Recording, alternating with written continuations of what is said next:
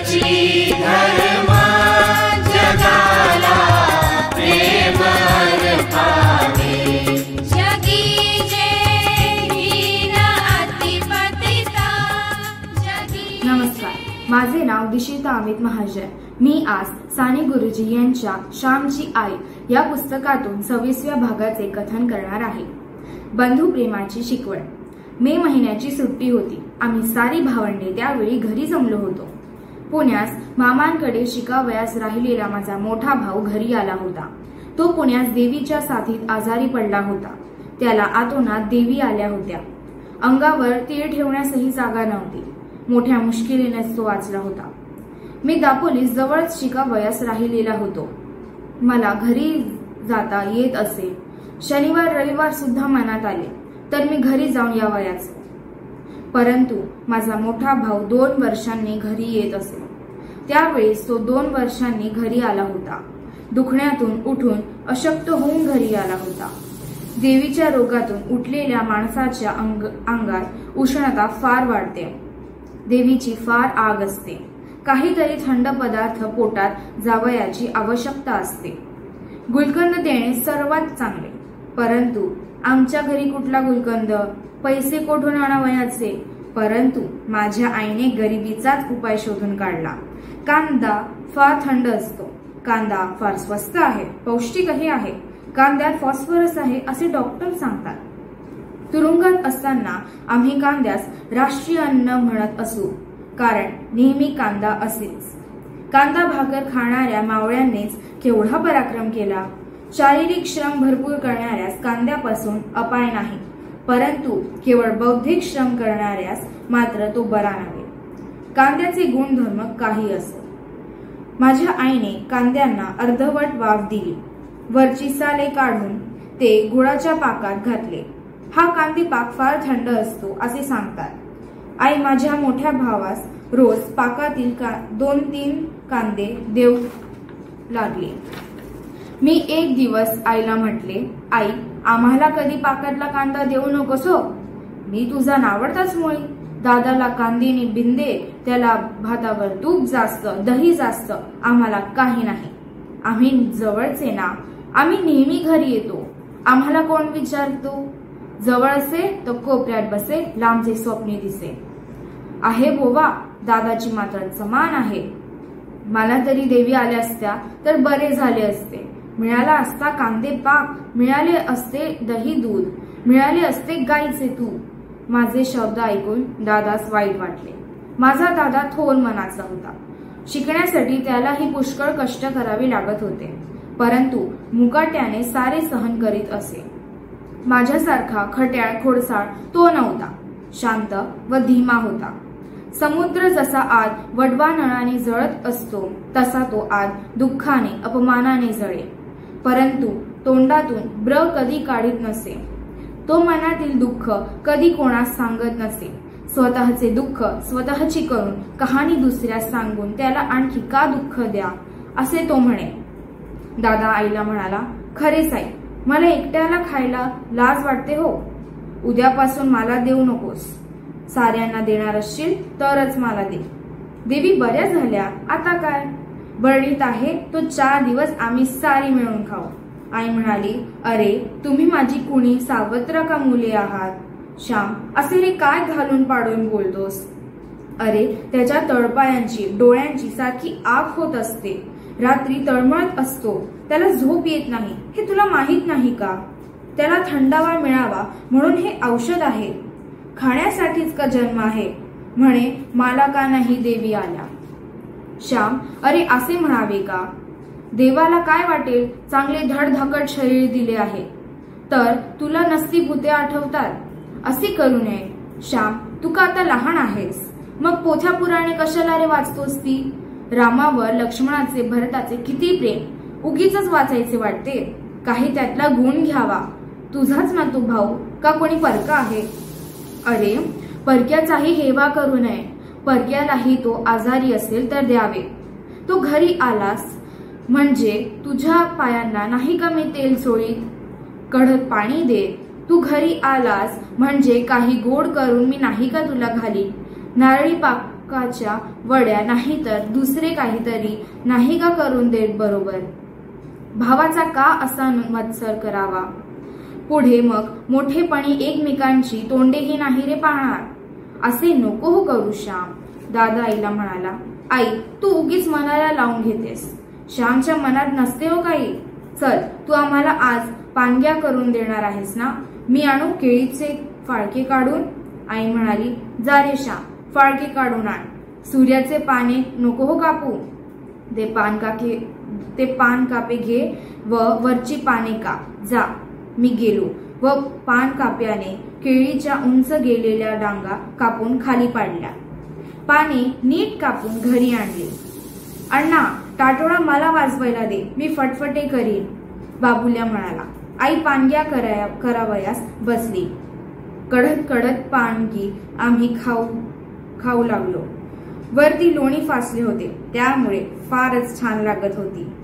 अरे पहाटे तुळशीला नैवेद्य दाखवलेली लोणी साखर तिथे शिंपीत असेल, ती घ्या, आई म्हणाली. रोज पहाटे तुळशीला लोणी साखरेचा नैवेद्य आई दाखवीत असे. दादाने कांदेपाक आणला व पानगी बरोबर त्याने सर्वांना वाढला. आई म्हणाली, श्याम उद्या नको हो मागू. तुमच्या भावावर तुमची दृष्ट नको पडायला. ऐकलेस ना श्याम, आता शहाणा हो. मी त्या दिवशी रागावलेला होतो. सकाळपासून मी कोणीशी बोललो नाही. दादाने मला विटी दांडू खेळावयास बोलाविले. मी गेलो नाही. दादा मग बाबुल्या बरोबर धनुष्यबाणाने खेळू लागला. छत्रीच्या काडीचे घासून बाबुल्याने बाण केले होते. दादा नेम मारित होता. तो झाडांना बाण मारून व झाडातून चीक बाहेर पडे. मी रागाने जाऊन म्हटले, दादा त्या झाडांना का दुखावतोस? त्यांच्या अंगातून रक्त काढतोस. दादा म्हणाला, मग विटी दांडू खेळावयास येतोस? माझे अडले आहे खेटर, मी नाहीये, जा. फणकार्याने मी निघून गेलो. दादावर माझे प्रेम नव्हते, परंतु झाडावर मी प्रेम दाखवू पाहत होतो. ती वंचना होती. जो भावावर प्रेम करीत नाही तो झाडावर काय करणार? दुपारची जेवणे झाली. दादा पडला होता. तो आपले तळवे हाताने कुरवाळीत होता. त्याच्या तळपायांची सारखी आग होत असे. आज इतकी वर्ष झाली तरीही त्याच्या तळवयांची आग होते. मग त्यावेळेस तर तो नुकताच देवीतून उठलेला. दादाच्या पायांवर मी रोज पाय देत असे. त्याला त्यामुळे बरे वाटत असे. परंतु त्या दिवशी मी रागवलेला होतो. दादा माझ्याकडे पाहत होता. मुकेपणाने मला बोलावित होता. परंतु त्याच्या पायांवर पाय द्यावायचा नाही असे मी ठरविले होते. मी दुष्ट झालो होतो. माझ्यामधील सारे प्रेम त्या दिवशी मरून गेले होते. त्या दिवशी मी फतर झालो होतो. दादाने शेवटी मला हाक मारली व तो म्हणाला, श्याम देतोस का रे तळव्यावर पाय? मला तुला सांगायला लाज वाटते हो. रोज रोज तरी किती सांगावयाचे. पण श्याम मी पुण्यात गेल्यावर नाही हो कोणाला सांगणार. येथे तू आहेस म्हणून सांगतो. दे रे जरा. दादाच्या शब्दांनी मी आत विरघळून गेलो होतो. परंतु अहंकार होता. अहंकार वितळला नव्हता. बर्फाच्या राशी सूर्याच्या किरणांनी वितळतात त्याप्रमाणे अहंकाराच्या राशी प्रेमाच्या स्पर्शाने वितळतात. परंतु त्यावेळीस मी ठरविले होते. दादाच्या शब्दास मी दाद दिली नाही. मी काही केल्या उठलो नाही. आई जेवत होती व दादाचे शब्द तिच्या कानी पडत होते. ती हात धुवून आली. मी जागचा हल्लो नव्हतो हे तिने पाहिले. ती दादाजवळ आली व म्हणाली, गजू मी देते हो तुझ्या पायावर पाय. त्याला कशाला सांगतोस? त्याला कशाला त्रास देतोस? तो कोण तुझा भाऊ सख्खे दाईत पक्के? असे म्हणत आई खरीच दादाच्या पायांवर त्याच्या तळव्यांवर पाय देऊ लागली. तिकडे उष्टी खरकटी तशीच पडली होती. खटाळभर भांडी घासायची होती. परंतु ते सारे आईने पडू दिले. स्वयंपाकघराचे दार कुत्रे वगैरे आत येऊ नये त्या म्हणून लोटून घेऊन ती दादाच्या सेवेसाठी आली. माझी प्रेम मूर्ती, त्याग मूर्ती, कष्ट मूर्ती आहे. मोठ्या मनाची आहे. एक शब्दही मला ती बोलली नाही. माझ्यावर रागवली नाही. शेवटी मीच चरमलो. माझा अहंकार पार वितळला. मी आईजवळ गेलो व म्हटले, आई तू जा, मी देतो पाय. आई, हो ना दूर. आई म्हणाली, द्यायचे असतील तर नीट हळूहळू दे, धसमुसळ्यासारखे नको देऊ. त्याला झोप लागेपर्यंत दे, मग खेळायला जा. श्याम तुझाच ना तो भाऊ, असे म्हणून आई गेली. उष्ट्यांना शेण लावून ती भांडी घासावयास बाहेर गेली. दादाच्या पायांवर मी पाय देत होतो. माझ्या पायांच्या बोटांनी त्याचे तळवे चेपीत होतो. शेवटी त्या माझ्या निरहंकारी दादास झोप लागली. माझा राग मावळला. जसा जसा सूर्य अस्तास जाऊ लागला तसा तसा माझा क्रोधही अस्तास जाऊ लागला. रात्रीची जेवणे झाली. आईचे उष्टे शेण वगैरे लावून झाले. अंगणात आम्ही बसलो होतो. तुळशीवर लावलेली गळती अजून गळत होती. उन्हाळ्यात तुळशीवर एका मडक्यात लहान भोग पाडून त्यात पाणी भरून टांगतात व त्यात येता जाता पाणी घालतात. याला गळती म्हणतात. त्यामुळे तुळस थंड राहते, उन्हाने करपून जात नाही. तुळशीजवळ पणती लावलेली होती, परंतु अंगणात दिव्याची जरुरी नव्हती. सुंदर चांदणे पडलेले होते. माझ्या दादाच्या मनासारखे निर्मळ चांदणे पडले होते. दादा, मी, पुरुषोत्तम व बाबुल्या अंगणात बसलो होतो. दुर्वांची आजी, आई सुद्धा बसल्या होत्या. शेजारच्या जानकी वहिनी सुद्धा आल्या होत्या. भिजत घातलेल्या वालांच्या डाळिंब्या काढायच्या होत्या. आम्ही भराभर उपड्या पाटावर डाळिंब्या दोन्ही हातांनी काढीत होतो. मी आईला म्हटले, आई तू ते अभिमन्यूचे गाणे म्हण ना, मला ते फार आवडते. पडला अभिमन्यू वीररणी, चक्रव्यूह रचिला द्रोणांनी, पडला अभिमन्यू. म्हणतेस का? कृष्ण व अर्जुन रात्री रणांगणात अभिमन्यू कोठे पडला होता ते शोधावयास जातात. मुखाने कृष्ण कृष्ण असे मंजूळ जप अभिमन्यू करीत असतो. त्या मंजूळ आवाजांवरून अभिमन्यू येथेच असेल असे त्यांना वाटले. कसे छान आहे गाणे, आई म्हण ना ग. आई म्हणाली, आज आजी छानदार गाणे म्हणणार आहे, तेच आज ऐक. म्हणा ना हो तुम्ही ते चिंधीचे गाणे, मीही पुष्कळ दिवसात ऐकले नाही. आईने आजीस सांगितले. दुर्वांच्या आजीला पुष्कळ गाणी येत असत म्हणून मागेच सांगितले आहे. चिंधीचे गाणे मी ऐकले नव्हते. मला वाटले काहीतरी पर्ह्यातली पातेरी कोण हुक्करी अशासारखेच ते असेल. मी उतावळा होऊन ते नको चिंधीचे भिकार गाणे, चांगले पितांबराचे तरी आजी म्हण असे म्हटले. आई म्हणाली, श्याम ऐक तर खरे, त्या चिंधीच्या गाण्यात पितांबर पैठण्याच आहेत. आजी गाणे म्हणू लागली. आजीचा आवाज गोड होता. ती योग्य तेथे जोर देऊन हात वगैरे हलवून गाणे म्हणे. भावनामय होऊन गाणे म्हणे. विषयाशी एकरूप होऊन गाणे म्हणे. त्या गाण्याचे आकड कडवे ध्रुवपद असे होते. द्रौपदीसी बंधू शोभे नारायण. हे चिंधीचे गाणे ज्याने रचले तो थोर कवी असला पाहिजे. मोठी सहृदय व रम्य कल्पना या गाण्यात आहे. कृष्णाचे द्रौपदीवर फार प्रेम व द्रौपदीचेही कृष्णावर. अर्जुन व कृष्ण हे जसे एक रूप म्हणून अर्जुनालाही कृष्ण असे नाव आहे, त्याचप्रमाणे कृष्ण व द्रौपदी यांच्यातही जणू अभिनत्व अद्वैत आहे असे दाखविण्यासाठी द्रौपदीसही कृष्णा नाव मिळालेले आहे. या गाण्यात फार सुंदर प्रसंग कवीने कल्पिला आहे. कृष्णाचे पाटल्या बहिणीवर सुभद्रेवर प्रेम कमी, परंतु द्रौपदी ही मानलेली बहीण हिच्यावर जास्त, असे का? कवीला ही शंका आली व ती त्याने या गाण्यात मांडून तिचे निरसन केले आहे.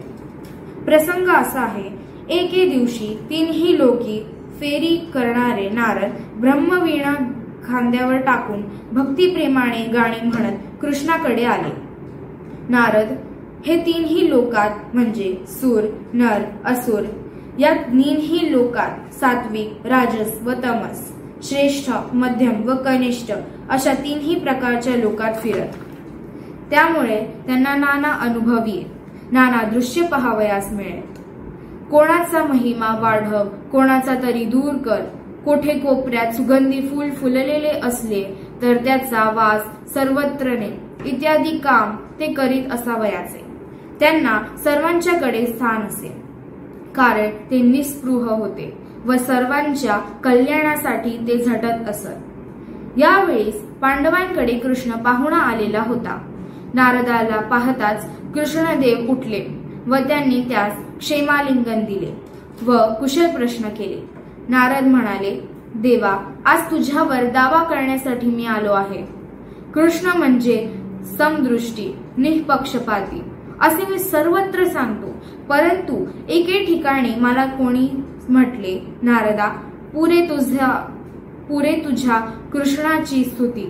अरे, पाठच्या बहिणीपेक्षा त्याचे त्या मानलेल्या द्रौपदीवर जास्त प्रेम। कसली समान दृष्टीनी काय? मी काय बोलणार? म्हटले, देवाजवळ जाऊन संशय दूर करून यावे। सांग आता सारे, तुझी सख्खी बहीण जी सुभद्रा, तिच्यावर तुझे प्रेम कमी का ते सांग। कृष्ण म्हणाला, नारदा, मी निष्क्रिय आहे। जो मला ओढील तिकडे मी जातो। वारा सर्वत्र आहे, परंतु घर बंद करून ठेवणारा, खिडक्या लावून घेणारा मनुष्य जर असे म्हणू लागला, वारा ज्यांची घरे बंद नाही त्यांच्याच घरात जातो, माझ्या घरात का येत नाही, तर ते योग्य होईल का? त्यांनी दारे सताळ उघडी ठेवली, त्यांच्या घरात वारा शिरला, त्यांच्या घरात प्रकाश शिरला। जितके दार उघडाल तितका प्रकाश व हवा आत जाणार। तसेच माझे द्रौपदीचा दोर बळकट असेल, तिने खेचून घेतले। सुभद्रेचा तुटका असेल, मजबूत नसेल, त्याला मी काय करणार? मी स्वतः निष्क्रिय आहे, लोकी निस्पृह मी, सदा अजित मी, चित्ती अदासीन मी, हेच माझे योग्य वर्णन आहे। परंतु तुला परीक्षा पहावयाची आहे का? हे बघ, मी सांगतो तसे कर। सुभद्राकडे धावत पळत जा व तिला सांग, कृष्णाचे बोट कापले आहे, एक चिंधी दे बांधायला। तिने दिली तर घेऊन ये, तिने न दिली तर द्रौपदीकडे जा व तिच्या जवळ माग। नारद सुभद्रेकडे आले। सुभद्रा म्हणाली, ये रे नारदा, प्रथम सांग, काही कुठली वार्ता सांग। कैलासावर, ब्रह्मलोकी, पाताळात कोठे काय पाहिले सांग। तुझे आपले बरे, सारीकडे हिंडतोस। तुला नारदा कंटाळा कधी येतच नसेल। रोज उठल्या नवीन लोक, नवीन देश। आज नंदनवन, उद्या मधुवन। बैसरे, एवढी घाई काय आहे? नारद म्हणाले, सुभद्राताई, बसायला वेळ नाही। कृष्णाचे बोट कापले आहे, भळभळ रक्त येत आहे। बोट बांधायला एक चिंधी दे। नारदा, आता चिंधी कुठे शोधू?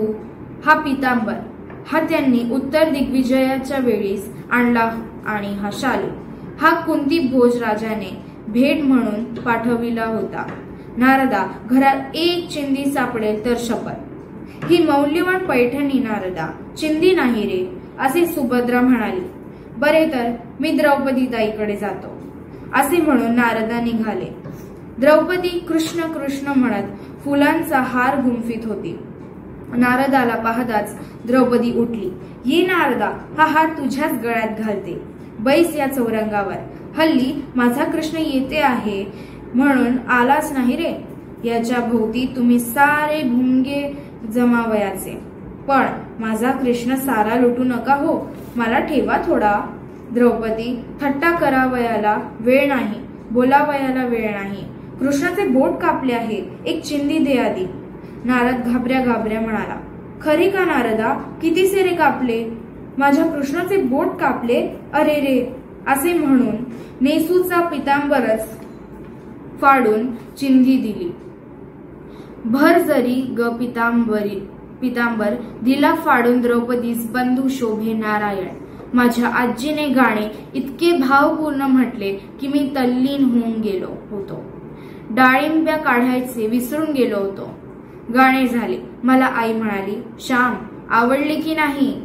ऐकलेस की नाही नीट? आईचा हेतू ओळखला। मी आईला विचारले, आई, आजीला तू हेच गाणे आज म्हणावयास का सांगितलेस ते ओळख बरं, तू का मनकवडा आहेस? आईने म्हटले। मी म्हणाले, आज दुपारी दादाच्या पायांवर मी पाय देत नव्हतो, सकाळी त्याला कांदे पाक खाऊ देत नव्हतो। सुभद्रा सख्खी बहीण असून कृष्णाला चिंधी देईना, तसा मी सख्खा भाऊ असूनही प्रेम करीत नाही। मला हे तुला दाखवून द्यावयाचे होते, होय ना? मला लाजविण्यासाठी हे गाणे तू आजीला म्हणावयास सांगितलेस, खरे की नाही सांग. आई म्हणाली, होय, तुला लाजविण्यासाठी नाही, तर तुला प्रेमाची शिकवण देण्यासाठी. मी एकदम उठलो व दादाजवळ गेलो. दादाच्या हातात हात धरून मी गदगद स्वरात म्हटले, दादा, आजपासून मी तुला नाही म्हणणार नाही. मी तुला प्रेम देईन, भक्ती देईन. माझ्या दुपारच्या वर्तनाबद्दल तू मला क्षमा कर. दादा म्हणाला, श्याम, हे काय रे, क्षमाने विमा कशाची मागतोस? मी दुपारचे विसरूनही गेलो होतो.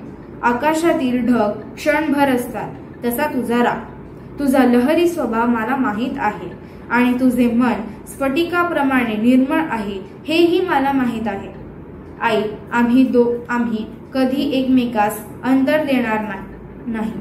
क्षणभर भांडलो तरी फिरून एकमेकास मिठी मारू. आई म्हणाली, तुम्ही परस्पर प्रेम करा, त्यातच आमचा आनंद, देवाचा आनंद. धन्यवाद.